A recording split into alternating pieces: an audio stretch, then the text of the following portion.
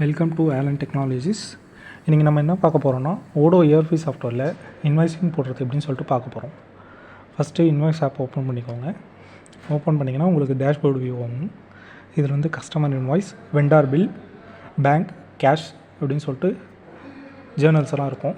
இதில் வந்துட்டு இப்போ நம்ம வந்து கஸ்டமர் இன்வாய்ஸில் போய்ட்டு நியூ கிளிக் பண்ணிங்கன்னா புது கஸ்டமர் இன்வாய்ஸ் ஓப்பன் போடுறதுக்கான ஃபார்ம் வந்து ஓப்பன் ஆகிடும்.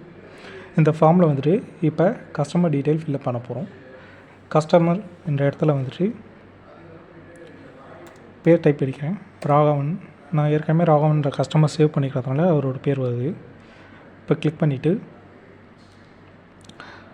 அடுத்தது வந்து இன்வாய்ஸ் டேட், என்ன டேட்டில் இன்வாய்ஸ் போட போகிறோமோ அதை செலக்ட் பண்ணிக்கிறோம். 26 சொல்லிட்டு இன்னி டேட்டில் நான் போடுறேன்.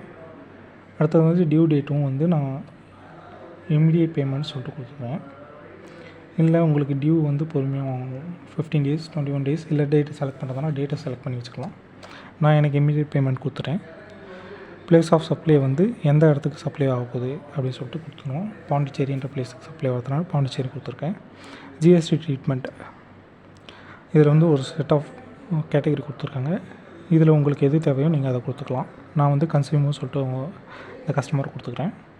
அடுத்தது ப்ராடக்ட் இன்வாய்ஸ் லைன் சொல்லிட்டு இதில் இருக்கும். இதில் வந்து ப்ராடக்ட் ஆட் பண்ணலாம். ஆட் லைன் கொடுத்தீங்கன்னா வந்து ப்ராடக்ட் ஆட் ஆகும். இதில் வந்து ப்ராடக்ட் செலக்ட் பண்ணிக்கலாம். ஆட் லைன் கொடுத்துட்டு ப்ராடக்ட் செலக்ட் பண்ணிக்கலாம். இல்லை அப்படின்னா கேட்லாக் இருக்கும். கேட்லாகில் போய்ட்டு இந்தமாரி உங்கள் ப்ராடக்ட்ஸ் எல்லாமே இதில் இருக்கும். தொட்டாலே போதும், இதில் ஆட் ஆகிடும். இதில் இன்க்ரீஸ் பண்ணணும்னா அந்த ப்ளஸ் பட்டன் கிளிக் பண்ணிங்கன்னா இன்க்ரீஸ் ஆகும். பேக் டு இன்வாய்ஸ் பண்ணிங்கன்னா இந்த ப்ராடக்ட் எல்லாம் உங்கள் இன்வாய்ஸில் ஆட் ஆகிருக்கும். இப்போ இதில் வந்து ஆட்டோமேட்டிக்காக டேக்ஸ் எல்லாம் வந்து ஏற்கனவே கொடுத்துக்கணுன்னா வந்துடுச்சு. அது எவ்வளோ அமௌண்ட் ஆகிருக்கு டோட்டல் அமௌண்ட் சேர்த்து ஜிஎஸ்டியோட டோட்டல் அமௌண்ட் கீழே வந்துடும். இப்போ இதை வந்து என்ன பண்ணணும், கன்ஃபார்ம் கொடுக்கணும்.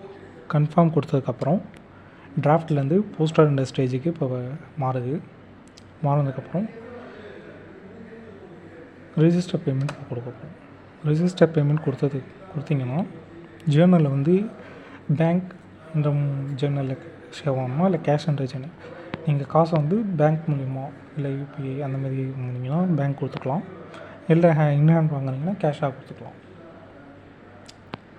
அடுத்தது அமௌண்ட், எவ்வளோ அமௌண்ட் வாங்க போகிறீங்க, ஃபுல் அமௌண்ட் வாங்குறீங்கன்னா அது அப்படியே இருக்கும். இல்லை பார்ஷியலாக வாங்க போகிறீங்கன்னா அமௌண்ட் மாற்றிக்கலாம். க்ரியேட் பேமெண்ட் கொடுத்தீங்கன்னா பேமெண்ட் க்ரியேட் ஆகிடும். இது ஃபுல் பேமெண்ட்ன்றதுனால இன் பேமெண்ட் சொல்லிட்டு வந்துடுச்சு. இதுவே பார்ஷியலாக பே பண்ணிங்கன்னா பார்ஷியல்னு சொல்லிட்டு லேபிள் வந்துருக்கும். இப்போ நீங்கள் இதை ப்ரிவியூ பண்ணி பார்த்துட்டு ஓகேனா நீங்கள் கஸ்டமருக்கு சென்ட் பண்ணிக்கலாம்.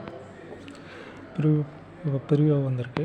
ப்ரிவியூவில் போய் பார்த்தீங்கன்னா உங்கள் இன்வாய்ஸ் வந்து எப்படி இருக்குமோ அதேமாரி காட்டும். அதில்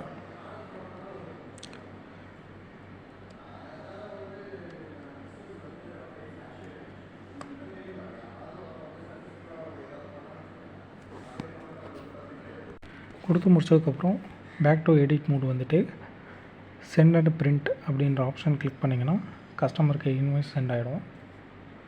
அதில் வந்துட்டு டவுன்லோட் இமெயில் சொல்லிட்டு 2 ஆப்ஷன் இருக்கும். நீங்கள் டவுன்லோட் அந்த ஆப்ஷனை அந்த செக் பாக்ஸை கிளிக் பண்ணியிருந்தீங்கன்னா உங்களுக்கு சிஸ்டத்தில் டிஃபால்ட்டாக டவுன்லோட் ஆகும். இல்லை தேவையில்லைன்னா நீங்கள் அதை அன்டிக் பண்ணிக்கலாம் அந்த செக் பாக்ஸை.